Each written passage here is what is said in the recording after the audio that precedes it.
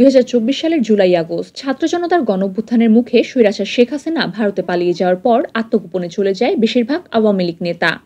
এর মধ্যে অনেকে পুলিশের হাতে ধরা পড়লেও বিদেশে পালিয়ে যায় বেশিরভাগ কেন্দ্রীয় নেতা। তবে সবার মধ্যে ব্যতিক্রম আওয়ামী লীগের প্রভাবশালী নেতা তোফায়েল আহমেদ। অনুসন্ধানে জানা গেছে, ক্ষমতাচ্যুত আওয়ামী লীগের নীতি নির্ধারক ও একসময় প্রভাবশালী নেতা তোফায়েল আহমেদ দেশে থাকলেও শেখ হাসিনার পালিয়ে যাওয়া এবং অন্তর্বর্তী সরকারের দেশ পরিচালনা নিয়ে তিনি কিছুই অনুধাবন করতে পারছেন না।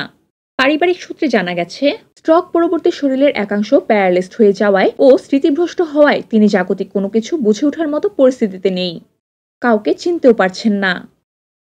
তোফায়েল আহমেদের জামাতা ও সাবেক এমপি তহিদুজ্জামান তুহিন গণমাধ্যমকে জানিয়েছেন, স্ট্রোকে আক্রান্ত তোফায়েল আহমেদ চলমান কোনো কিছু বোঝার মতো পরিস্থিতিতে নেই। গণঅভ্যুত্থানের পর তার বিরুদ্ধে ভোলায় মামলা করা হয়েছে, স্থগিত করা হয়েছে ব্যাংক হিসাবও, কিন্তু এসব তাকে জানানোর কিছুই নেই। ডাক্তার তহিদুজ্জামান তুহিন বলেছেন, তোফায়েল আহমেদকে অধিকাংশ সময় বিছানায় শুয়ে থাকতে হচ্ছে। তিনি প্রতিদিন প্রায় 18 ঘন্টাই ঘুমিয়ে থাকেন, হাঁটতে পারেন না, কাউকে চেনেনও না, স্মৃতিশক্তি নেই। এখন রাজধানীর বনানীর বাসায় থাকলেও প্রায় সময় তাকে হাসপাতালে চিকিৎসার জন্য নিতে হচ্ছে। তোফায়েল আহমেদের একমাত্র মেয়ে তাসলিমা আহমেদ জামান মুন্নি ও তার স্বামী তহিদুজ্জামান তুহিন পেশায় চিকিৎসক। মূলত তারাই তোফায়েল আহমেদকে সার্বক্ষণিক দেখভাল করছেন। বর্তমানে তোফায়েল আহমেদের শরীরের বাঁ হাত ও পা একেবারেই অবশ হয়ে আছে।